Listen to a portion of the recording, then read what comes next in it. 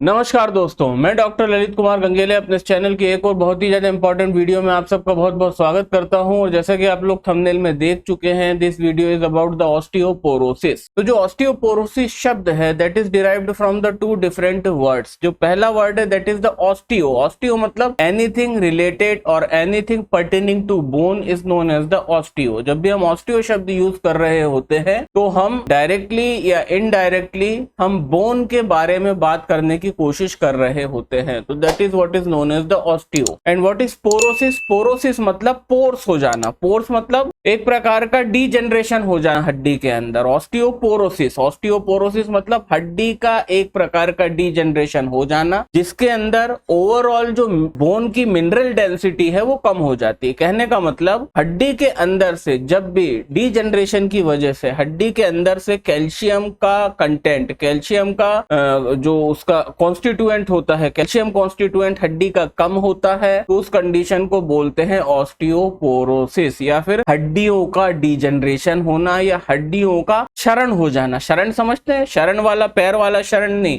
छतरी वाला शरण, की हड्डियों का डीजनरेशन होना। अब इसमें होता क्या है कि अब एक चीज आप समझ लीजिए कि जो ऑस्टियोपोरोसिस है that is very normal and very physiological phenomena specially in the old age. Whenever we are talking about any person who is above 65 who is in their early 70s, late 70s, early 80s, late 80s। तो जो old age के जो हमारे जितने भी मरीज होते हैं, ओल्ड एज के जितने भी हमारे पेशेंट्स होते हैं, उनके अंदर ऑस्टियोपोरोसिस जो होता है वो as a normal pathology, normal physiology पाया जाता है। ये होता है, that is the rule of the nature. कि छोटा बच्चा पैदा होता है, उसके ऑसिफिकेशन सेंटर बनते हैं। ऑसिफिकेशन सेंटर से जैसे कि मान लीजिए एक ऑसिफिकेशन सेंटर यहाँ पे है, एक ऑसिफिकेशन सेंटर यहाँ पे है। जब ये बच्चा जैसे जैसे एक एक साल बड़ा होगा तो ऑसिफिकेशन सेंटर से हड्डी एक इस तरफ बढ़ना चालू होगी, एक इस तरफ बढ़ना चालू होगी। 10 से 15 साल की उम्र तक पूरी हड्डी फ्यूज हो जाएगी, दोनों ऑसिफिकेशन सेंटर से हड्डी ग्रो करके फ्यूज हो जाएगी। अब ये जो हड्डी है ये जवानी तक सबसे ज्यादा हार्ड होती है। जवानी तक ये जो हड्डी के अंदर की जो बोन मिनरल डेंसिटी रहती है ये बहुत अच्छी रहती है, हड्डी बिल्कुल ठोस होती है। बट जैसे जैसे यही पेशेंट अपने 30s में, 40s में, 40s से 50s की तरफ जैसे जैसे प्रोसीड करने लगते हैं तो जो हड्डी रहती है उसके अंदर कैल्शियम की कमी आने लगती है, उसके अंदर छोटे छोटे पोर्स बनने लगते हैं। ठीक है, मैं एक दो इमेज इसके अंदर आपको डाल दूंगा। ऑस्टियोपोरोसिस की हड्डी की कैसी इमेज होती है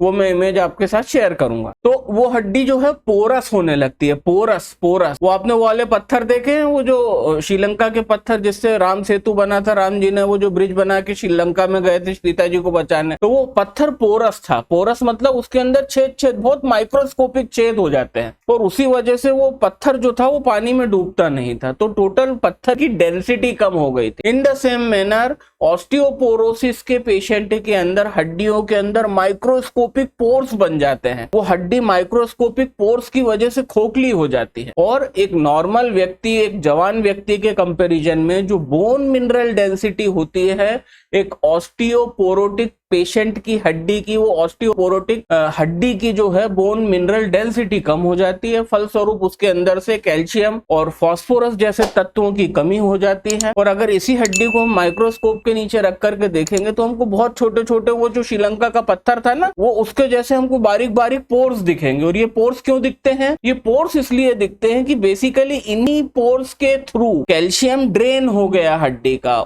एजिंग के कारण, बुढ़ापे के कारण, ओल्ड एज होने के कारण। यही जो छेद थे, इसी छेद से कैल्शियम अल्टीमेटली रिलीज हो गया। और अगर हमको ये हड्डी और एक नॉर्मल हड्डी का वजन करने का मौका मिले तो इन दोनों के वेट में भी फर्क होगा, क्योंकि इससे जो ऑस्टियोपोरोटिक बोन से कैल्शियम ड्रेन हो चुका है तो ये हड्डी जो है उतनी ठोस नहीं है। ये हड्डी की जो सरफेस है वो पोरस हो चुकी है, उसमें छोटे छोटे पोर्स हैं और इसलिए इसको हम कहते हैं ऑस्टियोपोरोसिस। और ये पोर्स क्यों बने? ये कैल्शियम के रिलीज हो जाने के कारण बने, ओल्ड एज के अंदर हड्डियों के ठोस ना रह पाने के कारण बने। ये एकदम नॉर्मल फिनोमिना है। पर दोस्तों ये जो चीज है ये आजकल हम जवान लोगों के अंदर देख रहे हैं, खासकर हमारी जो महिलाएं हैं जो अर्ली 40s में हैं और हमारे पुरुष हैं जो those males which are right now in the early 40s and early 50s के बीच में है। तो इस तरह से जो ऑस्टियोपोरोसिस नाम की बीमारी है, जो ओल्ड एज के अंदर बिल्कुल सामान्य रूप से बुजुर्गों में पाई जाती है, वो हम हमारे अर्ली 40s और अर्ली 50s के मेल्स और फीमेल में देख रहे हैं as a disease, as a बीमारी। अब ऑस्टियोपोरोसिस की दिक्कत क्या है? ऑस्टियोपोरोसिस के साथ बेसिकली टेक्निकली दो प्रॉब्लम है, चाहे वो बुजुर्गों के अंदर नॉर्मली पाया जाए, चाहे हमारे 40 या 40-50 साल के मेल्स और फीमेल्स के अंदर एज अ डिजीज पाया जाए। प्रॉब्लम सेम है कि बोन मिनरल डेंसिटी कम हो गई, और यही इन्वेस्टिगेशन यूज होता है इसकी जांच करने के लिए। इसकी जांच करने के लिए जो जांच का नाम है that is bone mineral density का टेस्ट कराना पड़ता है। और दिक्कत यहां पर यह है कि ये जो ऑस्टियोपोरोटिक बोन्स होती हैं, मतलब वो हड्डी जिसके अंदर ऑस्टियोपोरोसिस हो चुका, दोस्तों that is very liable to get fracture. आपने कई बार सुना होगा कि हमारे बुजुर्ग लोग बाथरूम में गिर जाते हैं, ठीक है, हमारे बुजुर्ग लोग जो स्लिपरी टाइल्स होता है, पोछा ओछा लगा गीले टाइल्स के ऊपर गिर जाते हैं। और हमारे जो जितने भी बुजुर्ग पेशेंट हैं उनकी हड्डियां बहुत जल्दी टूट जाती हैं। मतलब इतनी हल्की सी इंजुरी के कारण, इतना हल्के से फॉल होने के कारण इन लोगों की जो हड्डियां हैं वो तड़ाक से टूट जाती है। क्यों होता है? This is due to the osteoporotic condition. और सेम थिंग होगी हमारे 40 या 50 साल के उन मेल्स फीमेल्स के अंदर भी जिनके अंदर ऑस्टियोपोरोसिस आज की डेट में बहुत तेजी से फैल रहा है एज ए डिजीज। तो ये पहली प्रॉब्लम है कि they are very liable for the fracture. वो जरा सी इंजुरी पे फ्रैक्चर हो जाता है, पहली दिक्कत। और जो दूसरी दिक्कत है कि whenever there is the fracture, क्योंकि बोन के अंदर कैल्शियम ही नहीं है, जो हड्डी टूटी है वो पहले ही भुरभुरी हो चुकी थी, वो ऑस्टियोपोरोटिक हड्डी थी। तो दोस्तों ये फ्रैक्चर होने के बाद इस हड्डी का जुड़ पाना काफी कठिन रहता है, और ये जो हड्डी है ये जुड़ने के लिए लगभग 2 गुना समय से ज्यादा ले लेती है। मतलब कहने का है कि अगर एक व्यक्ति, एक जान जवान व्यक्ति की हड्डी टूटती है जिसको ऑस्टियोपोरोसिस नहीं है, और अगर हमारे ऑस्टियोपोरोटिक पेशेंट की हड्डी जब टूटेगी तो इसकी हड्डी को जुड़ने में 2 से 2.5 गुना का टाइम लगेगा as compare to the bones of the normal person. तो ये पूरी कहानी थी ऑस्टियोपोरोसिस की, ठीक है।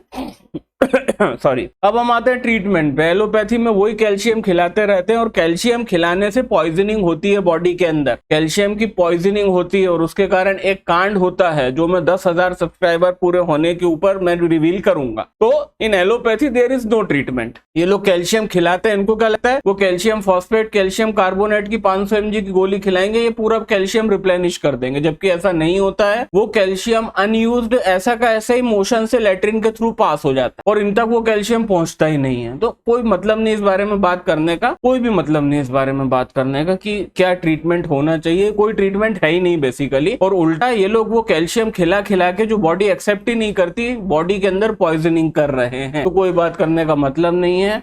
अब आते हैं इसका सीधा सीधा होम्योपैथिक ट्रीटमेंट में। The 3 most important medicines indicated in the case of the osteoporosis either in the old people and either in the young people और either in the mid aged people are. The first medicine is the calcarea carb in the 30 potency। जी हाँ दोस्तों, calcarea carb in the 30 potency। The second medicine will be the Silesia in the 30 potency। जी हाँ दोस्तों, Silesia in the 30 potency। And the last and the third medicine will be the Calcarea Phos in the 6x। जी हाँ, Calcarea Phos in the 6x biochemic के form में। इन तीनों से हमको हमारे ऑस्टियोपोरोसिस के पेशेंट को 4-4 गोली दिन भर में 2 से 3 बार देनी है, और जो इलाज होगा इनिशियल फेज में वो मिनिमम 2 मंथ के लिए हम करेंगे। 2 मंथ के बाद आप बोन मिनरल डेंसिटी को वापस से टेस्ट कराइए, और आप लोगों को आश्चर्यचकित कर देने वाले रिजल्ट्स मिलेंगे। और अगर वो रिजल्ट्स मिलते हैं तो इलाज को 2.5 से 3 से 4 महीने और कंटिन्यू करेंगे। मतलब जो टेन्योर ऑफ द ट्रीटमेंट होगा that will range from somewhere between the 2 month to 6 month. तो दोस्तों ये था एक छोटा सा वीडियो ऑस्टियोपोरोसिस के ऊपर से, और उम्मीद करता हूं आपको वीडियो पसंद आया होगा। चैनल पे पहली बार आए हैं तो please do subscribe the channel, और नोटिफिकेशन बेल को ऑल पे जरूर कर दीजिएगा, जिससे इस तरह के इंफॉर्मेटिव वीडियो जो जब भी मैं इस चैनल पे डालूंगा आपके पास उसका नोटिफिकेशन सबसे पहले आएगा। तो बहुत बहुत धन्यवाद आप सभी लोगों का ये 10 मिनट निकालने के लिए, इस वीडियो को देखने के लिए। इस हफ्ते में आने वाले इवेंट और हर रविवार को रात में 9 बजे होने वाली लाइव स्ट्रीम के अंदर आप सबसे मुलाकात होती है। तब तक के लिए नमस्कार।